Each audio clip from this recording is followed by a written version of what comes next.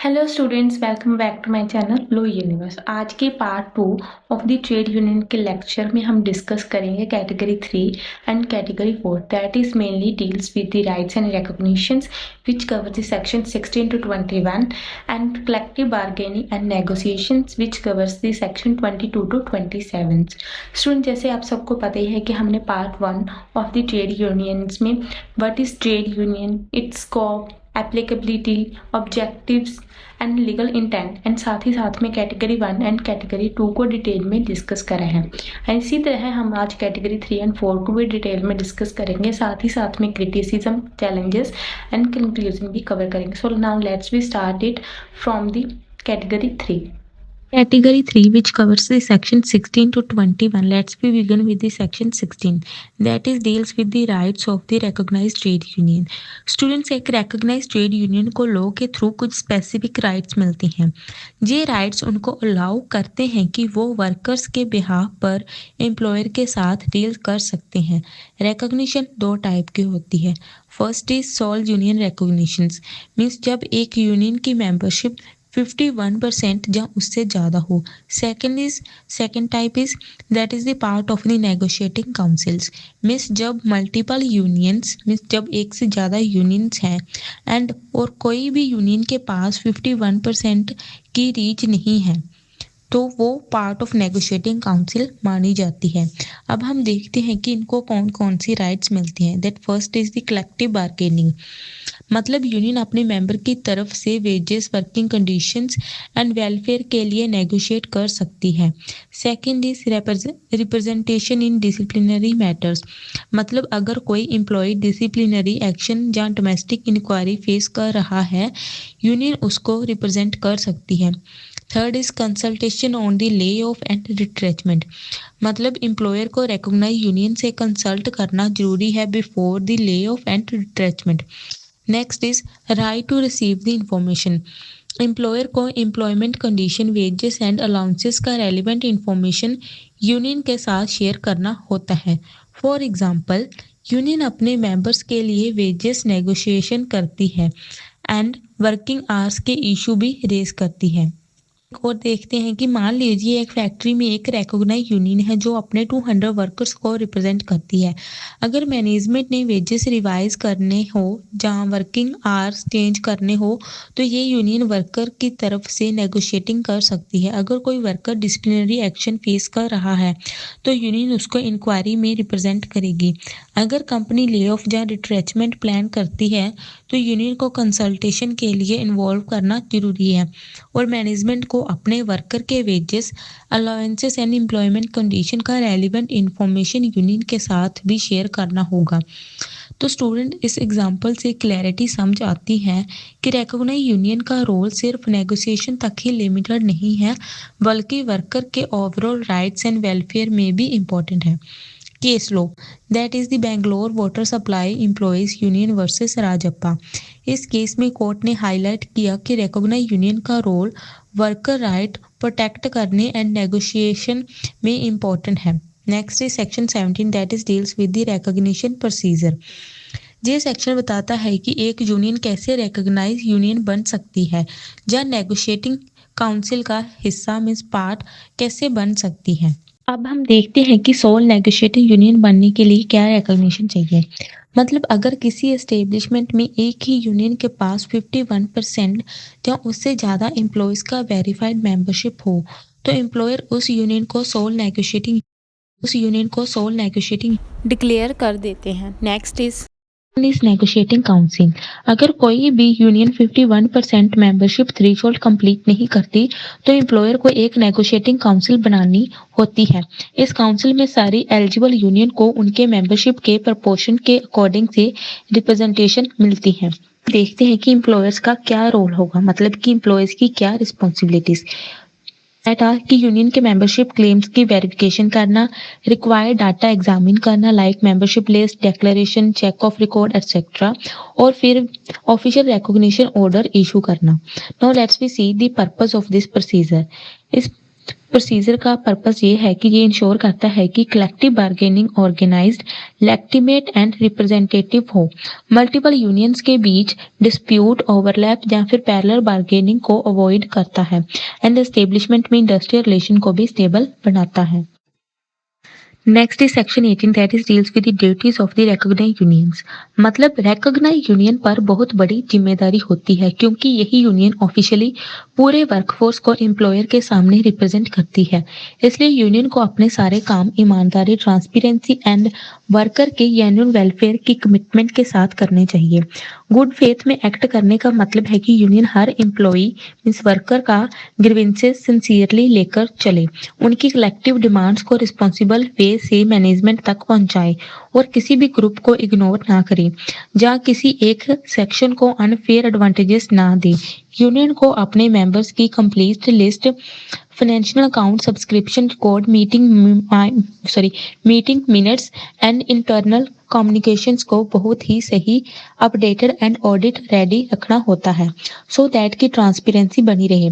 Constitution के rules को follow करना भी एक इम्पोर्टेंट ड्यूटी है इसकी, जैसे रेगुलर इलेक्शन कंडक्ट करना, डेमोक्रेटिक डिसीजन मेकिंग को मेंटेन करना और सभी एक्टिविटीज को इंटरनल रूल्स के अकॉर्डिंग से चलाना। यूनियन को किसी भी तरह की माल प्रैक्टिसेस से दूर रहना चाहिए, जैसे कि रिकॉग्नाइजेशन का मिसयूज करना, एम्प्लॉयज को प्रेशराइज करना, मेंबरशिप जबरदस्ती लेना या फिर पर्सनल पॉलिटिकल मोटिव्स से डिसीजन लेना। एक आइडल रिकॉग्नाइज यूनियन वो होती है जो हर 2 साल में इलेक्शन करवाती है, फाइनेंशियल रिकॉर्ड्स को डिटेल में मेंटेन करती है, मेंबर से कंसल्टेशन करने के बाद डिसीजन लेती है और अपने कॉन्स्टिट्यूशन का पूरा प्रॉपरली फॉलो करती हो मीन्स अपने कॉन्स्टिट्यूशनल रूल्स को। इन सारी ड्यूटीज का मेन पर्पस ये सेटिस्फेक्शन देना है कि union accountable, democratic, transparent and पूरी तरह से वर्कर वेलफेयर के लिए डेडिकेटेड रहे। Next is section 19 that is deals with the withdrawal of recognitions. मतलब यूनियन को मिली हुई रिकॉग्निशन कोई परमानेंट राइट नहीं होती, ये तब तक वैलिड होती है जब तक यूनियन अपनी legal obligation, membership norms and ethical standards को पूरा करती रहती है। अगर यूनियन का वेरीफाइड मेंबरशिप प्रिस्क्राइब थ्रेशोल्ड जैसे कि 51% से नीचे गिर जाता है तो इसका मतलब है कि यूनियन अब मेजॉरिटी का सपोर्ट नहीं रखती और ऐसे में रिकॉग्नाइजेशन विथड्रॉ की जा सकती है। विथड्रॉल का ग्राउंड तब भी बनता है जब यूनियन इंडस्ट्रियल रिलेशन कोड के प्रोविजंस को वायलेट करती है, अपने कॉन्स्टिट्यूशनल रूल्स का फॉलो नहीं करती या फिर फाइनेंशियल इरेगुलरिटीज, कॉरेजन, हरासमेंट या फिर बैड फेथ में कंडक्ट करती है, जिससे कि सीरियस मिसकंडक्ट में इन्वॉल्व होती है। लेकिन रिकॉग्निशन विथड्रॉ करने की पूरी process fair and natural justice के प्रिंसिपल पर ही बेस्ड होती है। एम्प्लॉयर सबसे पहले एक शो कॉज नोटिस इशू करता है जिसमें विड्रॉवल के ग्राउंड्स क्लियरली मेंशन होते हैं और यूनियंस को अपनी तरफ से एक्सप्लेनेशन देने का पूरा चांस दिया जाता है। अगर यूनियन की एक्सप्लेनेशन सेटिस्फैक्टरी नहीं होती या वायोलेशंस क्लियरली प्रूव हो जाते हैं तो एम्प्लॉयर रिकॉग्निशन विड्रॉ कर सकता है। ये स्ट्रक्चर्ड प्रोसीजर इंश्योर करता है कि कोई भी डिसीजन आर्बिट्रेरी ना हो एंड रिकॉग्नाइजेशन सिस्टम की फेयरनेस एंड क्रेडिबिलिटी बनी रहे। Next is section 20 that is deals with the rights of non recognised unions. मतलब जो यूनियंस रिकॉग्नाइज नहीं होती उन्हें भी लॉ कुछ इंपॉर्टेंट राइट्स देता है सो दैट वो इंडस्ट्रियल रिलेशन सिस्टम का एक्टिव पार्ट बनी रहे। नॉन रिकॉग्नाइज्ड यूनियन अपने इंडिविजुअल मेंबर्स को disciplinary proceeding, grievances and personal dispute में रिप्रेजेंट कर सकती है जिससे एम्प्लॉय को उनके पर्सनल इशू में सपोर्ट मिलता रहे। इन यूनियंस को रिकॉग्निशन के लिए अप्लाई करने का फुल राइट होता है जब भी वो उनके पास रिक्वायर्ड मेंबरशिप हो जाए, जिससे उनकी ग्रोथ के चांसेस हमेशा ओपन रहते हैं। स्टूडेंट्स, जब मेंबरशिप वेरिफिकेशन चलती है, चाहे सोल नेगोशिएटिंग यूनियन डिसाइड करने के लिए हो या फिर नेगोशिएटिंग काउंसिल बनने के लिए, नॉन रिकॉग्नाइज्ड यूनियंस भी अपनी मेंबरशिप डाटा सबमिट कर सकती है और वेरिफिकेशन प्रोसेस में पार्टिसिपेट कर सकती है। इन राइट्स का मेन पर्पस ये दिखाता है कि नॉन रिकॉग्नाइज्ड यूनियंस मार्जिनलाइज्ड ना हो जाएं, बल्कि उन्हें डेमोक्रेटिक कंपटीशन, रिप्रेजेंटेशंस एंड अपने मेंबर्स को प्रोटेक्ट करने का पूरा स्कोप मिले। Next is section 21 that is deals with the recognitions of the negotiating union in multi-union establishments sorry मतलब जब किसी एस्टेब्लिशमेंट में मल्टीपल यूनियंस होती हैं और कोई भी यूनियन 51% मेंबरशिप थ्रेशोल्ड अचीव नहीं करती तब लो कहता है कि एक नेगोशिएटिंग काउंसिल बनाई जाए जो प्रोपोर्शनल रिप्रेजेंटेशन पर बेस्ड हो। इससे हर यूनियंस को उसके एक्चुअल मेंबरशिप के अकॉर्डिंग से फेयर रिप्रेजेंटेशन मिलता है जिससे वर्कफोर्स का कलेक्टिव वॉइस बैलेंस्ड और इंक्लूसिव बनता है। वेरिफिकेशन प्रोसेस में सभी यूनियंस के मेंबरशिप को check off records, membership form, subscription list and दूसरे रिलायबल डॉक्यूमेंट के थ्रू थोरोली वेरीफाई किया जाता है। जब मेंबरशिप परसेंटेज क्लियर हो जाते हैं तो काउंसिल की सीट प्रोपोर्शन के बेसिस पर अलॉट की जाती है। मान लीजिए कि 3 यूनियंस हैं। यूनियन ए के पास 40%, यूनियन बी के पास 30% एंड यूनियन सी के पास 25% है रिप्रेजेंटेशन है। अगर काउंसिल में 9 सीट्स हैं तो जे 4, 3 एंड 2 के रेशो में अलॉट हो सकती है। काउंसिल बनने के बाद जे एम्प्लॉयर के साथ कलेक्टिवली नेगोशिएट करती है wages, working conditions, welfare measure and workforce को इफेक्ट करने वाले सभी इश्यूज पर। प्रोपोर्शनल रिप्रेजेंटेशन मॉडल से किसी एक यूनियन का डोमिनेंस नहीं होता। इंटर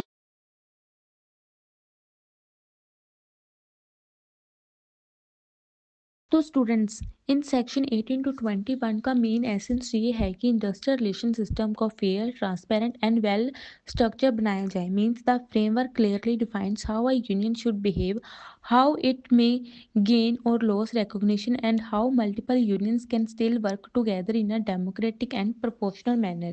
ये प्रोविजंस इंश्योर करते हैं कि रिकॉग्नाइज यूनियन अपनी duties, responsibility and good faith में परफॉर्म करे एंड नॉन रिकॉग्नाइज यूनियन को भी बेसिक राइट्स मिलते हैं और मल्टीपल यूनियंस एस्टेब्लिशमेंट में अननेसेसरी कन्फ्लिक्ट ना हो। At the same time the law balance accountability with the representation, मतलब यूनियन को पावर भी मिलती है पर उस पावर के साथ रिस्पॉन्सिबिलिटी भी जुड़ी होती है। नेगोशिएटिंग काउंसिल का प्रोपोर्शनल मॉडल ये गारंटी करता है कि हर यूनियन को उसके एक्चुअल मेंबरशिप के हिसाब से मीन्स उसके अकॉर्डिंग से आवाज़ मिले जिससे वर्क प्लेस में harmony, cooperation and inclusive decision making बनी रहे। इन शॉर्ट ये पूरा फ्रेमवर्क इंडस्ट्रियल डेमोक्रेसी को स्ट्रेंथन करता है, वर्कर के लेजिटिमेट इंटरेस्ट को प्रोटेक्ट करता है और एम्प्लॉयर एम्प्लॉयज रिलेशन को स्ट्रक्चर, एथिकल और सस्टेनेबल डायरेक्शन देता है। Now let's we see the category 4 and last category that covers the section 22 to 27. Let's we start from the section 22 that is deals with the obligation of employer to recognize union and councils. Student सोचो कि एक factory में workers ने एक union बनाया है। अगर वो यूनियन मेजोरिटी में है तो लॉ कहता है कि एम्प्लॉयर को उस यूनियन को फॉर्मली रिकॉग्नाइज करना जरूरी है। ये रिकॉग्निशन ही डिसाइड करता है कि कौन एम्प्लॉयज के बिहाफ पर नेगोशिएट करेगा। स्टूडेंट्स, एम्प्लॉयर का ऑब्लिगेशन ये है कि वो recognise union and negotiating council को फॉर्मली एक्सेप्ट करे सो दैट कि उनको एक्सक्लूसिव राइट मिले नेगोशिएशन के लिए। नाउ लेट्स वी सी सम की provisions that first is the mandatory recognitions, मतलब अगर यूनियन के पास एलिजिबिलिटी क्राइटेरिया जैसे कि मेंबरशिप परसेंटेज फुलफिल हो जाती है तो एम्प्लॉयर को रिकॉग्नाइज करना ही पड़ेगा। Second is exclusive negotiation rights, मतलब सिर्फ रिकॉग्नाइज यूनियन जहाँ फिर काउंसिल ही wages, working conditions and welfare measure negotiate कर सकती हैं। Next is no arbitrary refusals, मतलब एम्प्लॉयर बिना किसी वैलिड रीजन के रिकॉग्निशन डिनाई नहीं कर सकती।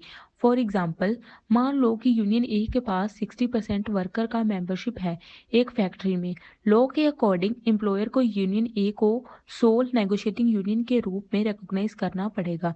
अगर एम्प्लॉय इग्नोर करता है तो यूनियन लीगल स्टेप ले सकती है।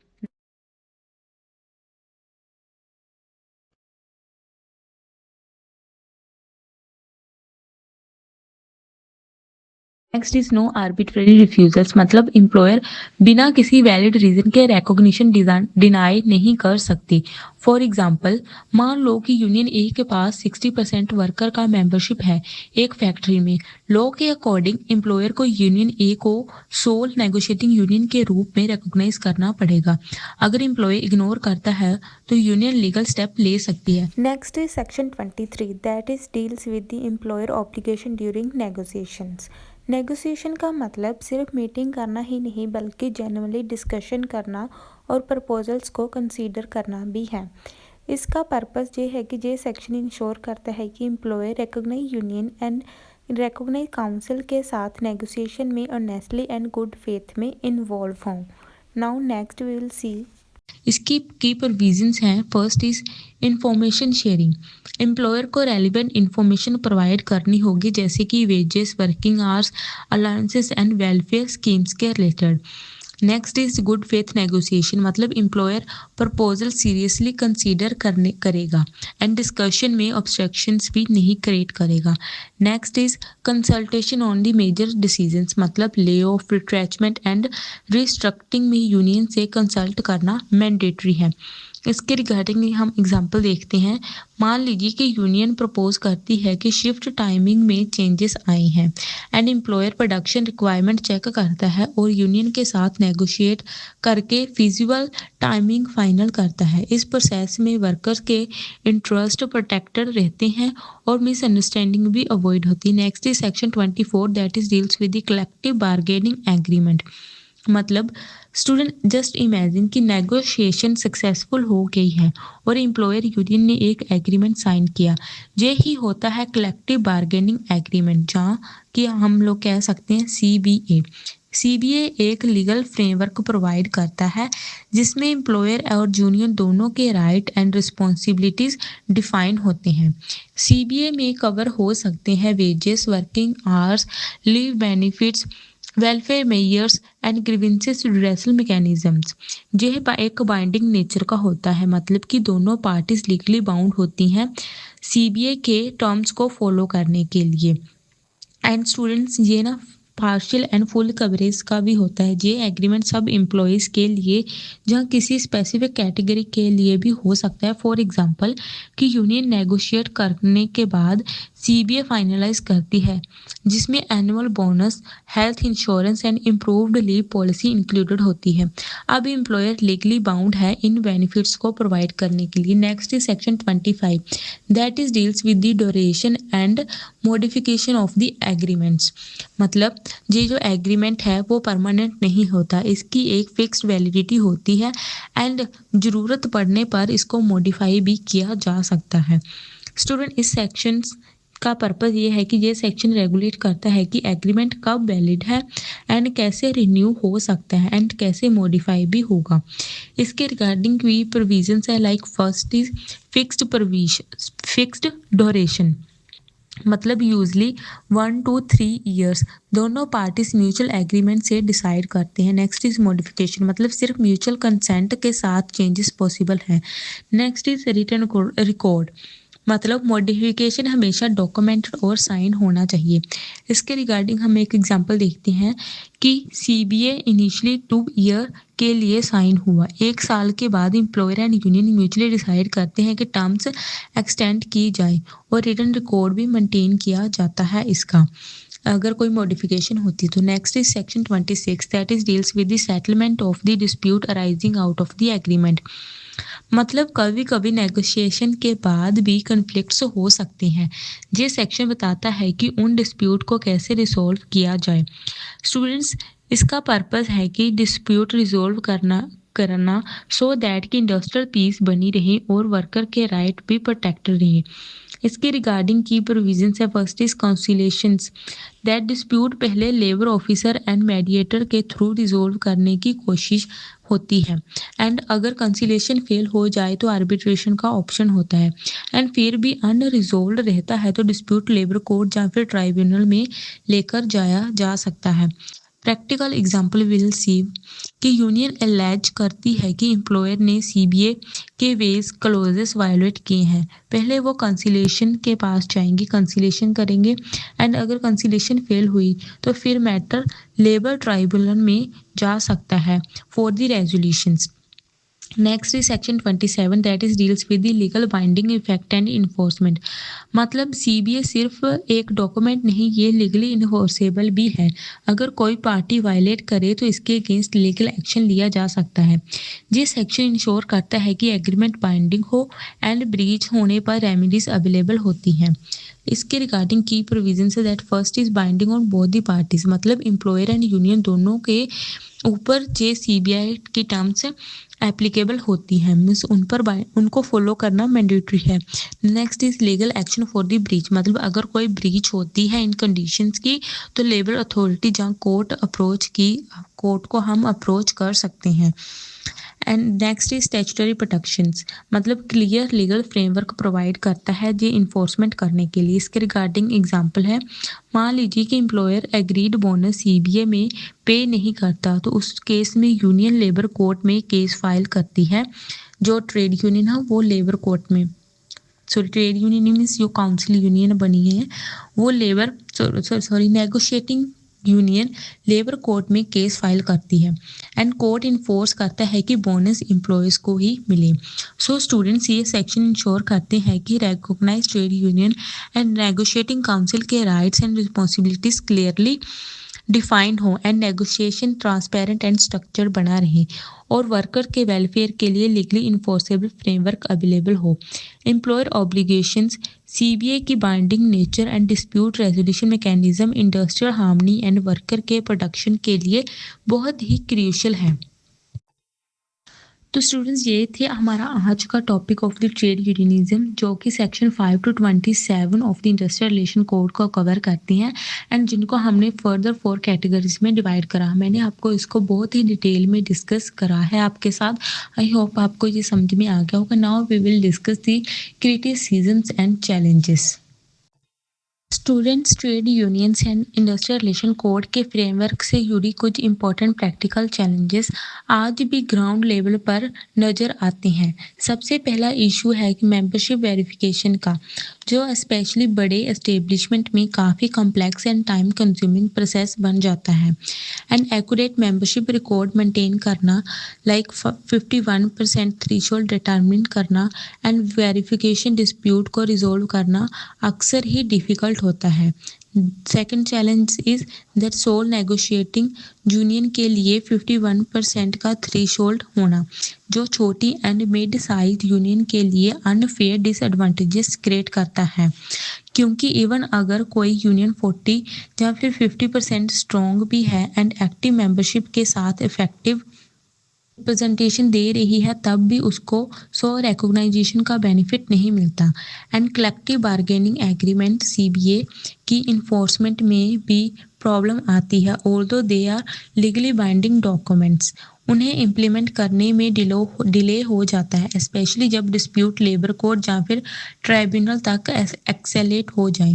एक और मेजर लिमिटेशन ये है कि इंडिया की large workforce informal sector में काम करती है, जहां ट्रेड यूनियन का reach, membership organisation and legal protection तो ही लिमिटेड होते हैं, जिसकी वजह से उनके collective bargaining right effectively exercise नहीं हो पाते।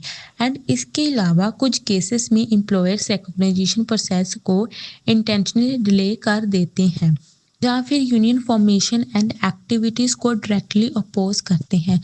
यो यूनियन की नेगोशिएटिंग पावर को वीक करता है और वर्कर्स के राइट को अंडरमाइन कर सकता है। स्टूडेंट्स, इन सब चैलेंजेस को देखते हुए ये क्लियरली समझ में आता है कि लीगल प्रोविज़न के साथ साथ practical implementation and stakeholder cooperation भी इक्वली इम्पोर्टेंट है। So students, now let's we conclude our topic. Trade union industrial democracy का एक कोर स्टोन है, जो वर्कर को साथ मिलकर नेगोशिएट करने एंड अपने राइट्स को प्रोटेक्ट करने एंड इंडस्ट्रियल पीस को मेंटेन करने का चांस देता है। इंडस्ट्रियल रिलेशन कोड 2020 ने ट्रेड यूनियन लॉ को मॉडर्नाइज किया है, सारी प्रोविजंस को कंसोलिडेट करके registration, recognition, negotiation and enforcement को क्लियर और स्ट्रक्चर बनाया है। हालांकि ही चैलेंजेस जैसे कि recognition threshold and informal sector coverage अभी भी है, लेकिन कोड वर्कर्स एंड एम्प्लॉयर के इंटरेस्ट को बैलेंस करता है, स्ट्रक्चर डायलॉग प्रमोट करता है और इंडिया में कलेक्टिव बार्गेनिंग का फ्रेमवर्क को स्ट्रॉन्ग बनाता है। Students, in reality trade union industrial relation code के अंडर सिर्फ लीगल एंटिटी नहीं है, बल्कि वर्कर को एम्पावर करने, फेयरनेस इंश्योर करने और हार्मोनाइज इंडस्ट्रियल रिलेशंस को फोस्टर करने का एक इफेक्टिव मैकेनिज्म है। तो स्टूडेंट, ये था हमारा आज का topic of the trade union, जिनको हमने 2 पार्ट में डिवाइड कर समझा है with the easy explanation and simple notes. Students, please मेरे चैनल को सब्सक्राइब कर लेना for more legal lecture like this in interesting way. Thank you so much.